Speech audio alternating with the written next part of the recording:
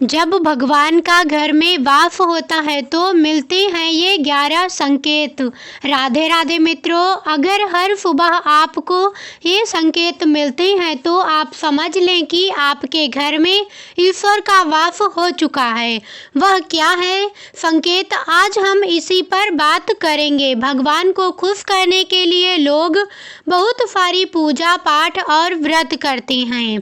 भगवान के आगे सुबह शाम दीपक जलाने से लेकर भोग भी लगाते हैं ताकि भगवान की कृपा उन पर बनी रहे और उन्हें जीवन में किसी भी तरह की समस्या का सामना ना करना पड़े। यह तो हम सभी जानते हैं कि भगवान की पूजा और अर्चना करने से वह हमसे प्रसन्न होते हैं, पर क्या आप जानते हैं कि वह हमें इस बात का संकेत भी देते हैं? आइए जानते हैं इन संकेतों के बारे में जो आपको ये बताते हैं कि भगवान की विशेष कृपा आप पर है। दोस्तों, जब आप पूजा पाठ करते हैं तो ईश्वर का वास आपके घर में होता ही होता है, चाहे वो प्रत्यक्ष रूप से हो या फिर अप्रत्यक्ष रूप से। वो जब घर में वास करते हैं तो आपको महसूस हो ही जाता है। कई बार आप उन्हें देख भी पाते होंगे। कई बार ऐसा होता है कि भगवान तो आपके घर में वास करते हैं, लेकिन आपकी कुछ गलतियों से लौट जाती हैं, आपके कुछ कर्मों से वो लौट जाते हैं, क्योंकि उस समय अक्सर लोग यह गलती करते हैं, वो कभी पूजा पाठ करते हैं और फिर छोड़ देते हैं, फिर कुछ दिन बाद पूजा करते हैं, उसे छोड़ देते हैं। तो ये सब सही नहीं होता, इससे ईश्वर चले जाते हैं। यह आपको कभी नहीं करना चाहिए। बहुत से लोग ऐसे भी होते हैं जिनके घर में ईश्वर तो वास करते हैं, लेकिन उन्हें स्वयं इस बात का पता नहीं होता और वो स्वयं उनका अपमान करके उन्हें वापस भेज देते हैं, ये कहकर कि मैं ईश्वर की पूजा तो रोज करता हूँ, लेकिन तब भी ईश्वर मुझे क्यों नहीं दिखते। तो आपके ये सब कृत्य आपके ईश्वर को रुष्ट कर देते हैं। तो इसलिए आपको आज हम वो संकेत इस वीडियो में विस्तार से बताएंगे जिससे आप स्वयं जान पाएंगे कि ईश्वर आपके घर में आ चुके हैं। तो आइए जानते हैं उन संकेतों के बारे में। जब आप सो रहे होते हैं और ब्रह्म मुहूर्त में उठ जाते हैं, हर रोज आपकी नींद इसी समय खुल जाती है। साथ ही यदि ब्रह्म मुहूर्त में ही कोई ऐसा सपना दिखाई देता है, जैसे कि मंदिर में आप पूजा कर रहे हैं, मंत्रों का जाप कर रहे हैं, तो ब्रह्म मुहूर्त में देखे गए ऐसे सपने भी इस बात का संकेत होते हैं कि ईश्वर आपके घर में है। यदि आपको ब्रह्म मुहूर्त में ही शंख की आवाज़ सुनाई देती है, मंत्रों की आवाज़ सुनाई देती है, घंटियों की आवाज़ या कोई नाम जैसे कि कोई आपसे राम राम कह रहा है, ऐसी ही आवाज़ अगर आपको सुनाई देती है तो ये दूसरा संकेत होता है जिससे ये पता चलता है कि भगवान आपके घर में आ गए हैं। जब भी आप सुबह सुबह नहा धोकर तैयार होते हैं तब आपको एक अलग सी सुगंध आती है। ये एक अजीब सी सुगंध होती है जो आपके घर में किसी को नहीं आती, केवल आपको महसूस होती है। ये ना तो किसी इत्र की सुगंध होती है, ना ही अन्य किसी अगरबत्ती या किसी चीज़ की, बस आपको ये अजीब सी महक आती है। ये सुगंध आपके मंदिर घर में से आती है। अब वो घर में जिस जगह होगा वहीं आपको ये महक आती है और जितना आप अपने घर के मंदिर के पास जाते हैं उतना आपको महक ज़्यादा आती है। दोस्तों, ये महक देवी देवताओं की होती है जिससे आपको पता चलता है कि ईश्वर आपके घर में वास कर चुके हैं। अब जो नकारात्मक ऊर्जा होती है, जब इनका घर में आगमन होता है तो आपको घर के भीतर दुर्गंध आने लगती है, लेकिन जब ईश्वर का वास होता है, सकारात्मक ऊर्जा का प्रवेश होता है तो आपको सुगंध आने लगती है। ये महक बहुत ही अच्छी होती है, प्यारी सी होती है, मीठी सी होती है, जो आपका मन पूरी तरह मोह लेती है। जब भी आप पूजा करने जाते हैं तब उसी समय यदि कोई जीव यानी कि कुत्ता, बिल्ली, गाय या फिर अन्य कोई भी व्यक्ति बिच्छू आपके द्वार पर आ जाता है और ये आपके साथ हफ्ते में 3-4 बार लगातार हो रहा है कि आपके पूजा करते समय में ही वो आ रही हैं, तो इसका मतलब है कि ईश्वर आपके घर में दस्तक दे रहे हैं, उनका आगमन हो रहा है। क्योंकि जो गाय होती है वो भी माता का स्वरूप होती है। कुत्ता भी भैरव बाबा का प्रतीक माना जाता है। या फिर कोई याचक आता है तो वो भी ईश्वर के किसी न किसी रूप में आ रहा है, तो हमें कभी भी उन्हें भगाना नहीं चाहिए, बल्कि उन्हें संतुष्ट करना चाहिए, अर्थात उन्हें भोजन करवाना चाहिए, उन्हें सम्मान देना चाहिए। पैसे का या अन्य किसी चीज़ का दान करना अलग बात है, लेकिन सबसे बड़ा दान भोजन का, पानी का माना जाता है।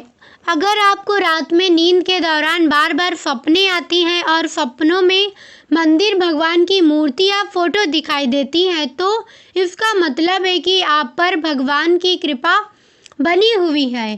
कई बार ऐसा होता है कि आप किसी चीज़ को लेने के लिए आगे बढ़ते हैं, लेकिन लेते वक्त आपके मन में उसे लेकर कुछ संशय आ जाता है। सब कुछ ठीक होने के बाद भी कुछ ऐसा होता है कि हमें उस फैसले को लेने से मन रोकता है। इसका मतलब यह माना जाता है कि आपके साथ किसी दैवीय शक्ति का आशीर्वाद है।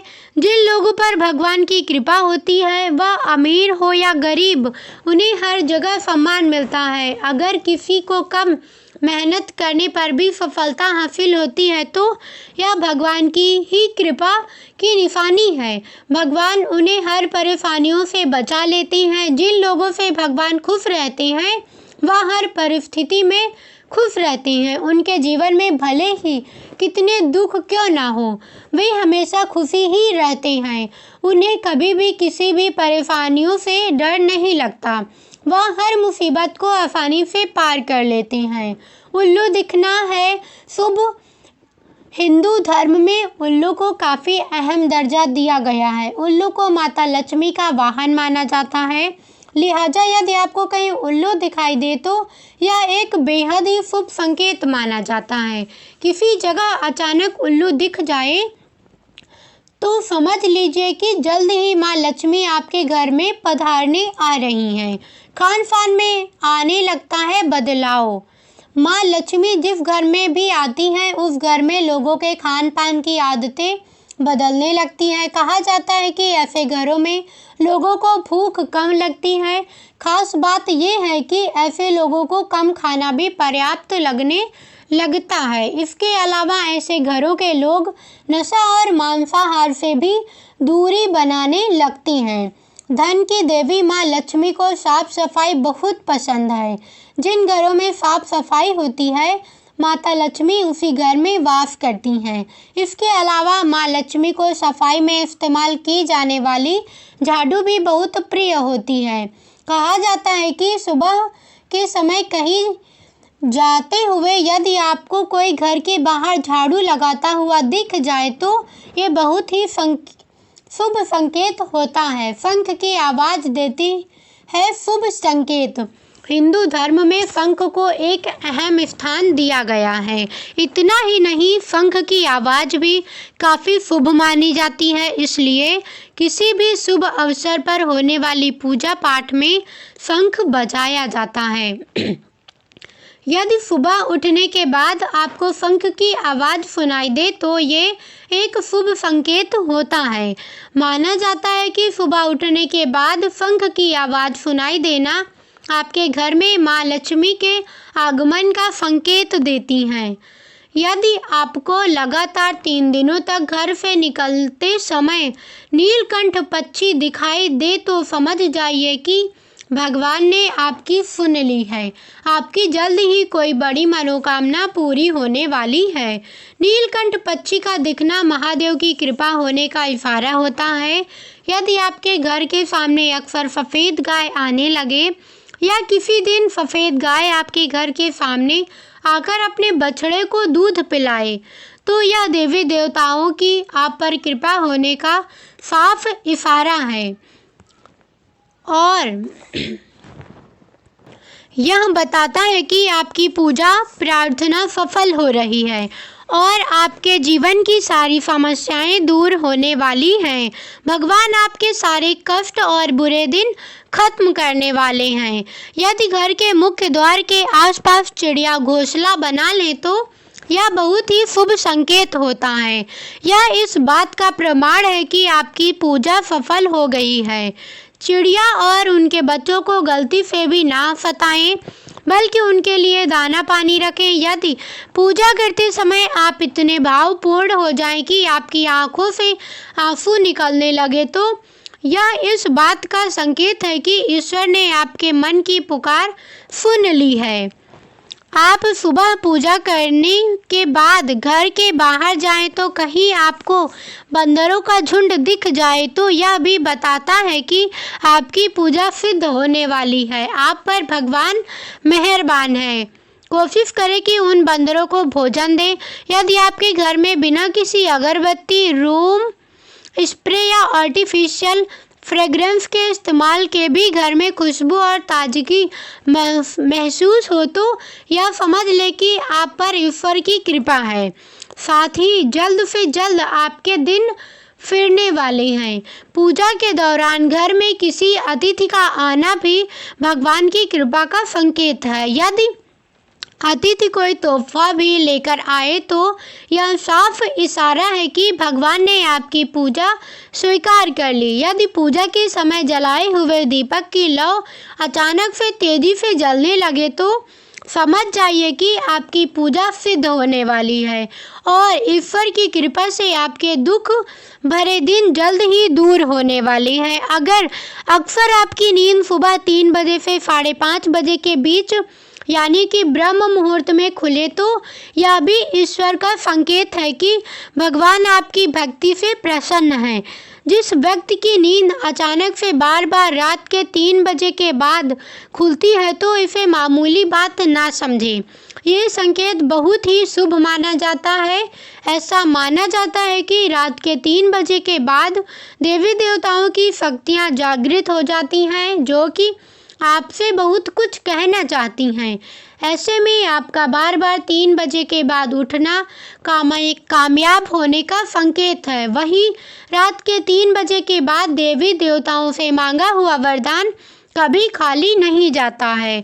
ईश्वर आपकी प्रार्थना अवश्य सुनते हैं। अगर आपको आपके सपनों में ऊंचे ऊंचे पर्वत दिखाई देते हैं और वहाँ से बहता हुआ झरना आपको दिखाई देता है और इस जल को आप पी लेते हैं तो निश्चित तौर पर आपको कामयाबी अवश्य प्राप्त होती है। अगर आप अपनी शिक्षा का सही प्रयोग करके उससे परिवार चला पा रहे हैं तो ये ईश्वरीय कृपा से ही संभव है। दुनिया में तमाम ऐसे लोग हैं जो शिक्षित होने के बावजूद शिक्षा का सही प्रयोग नहीं कर पाते।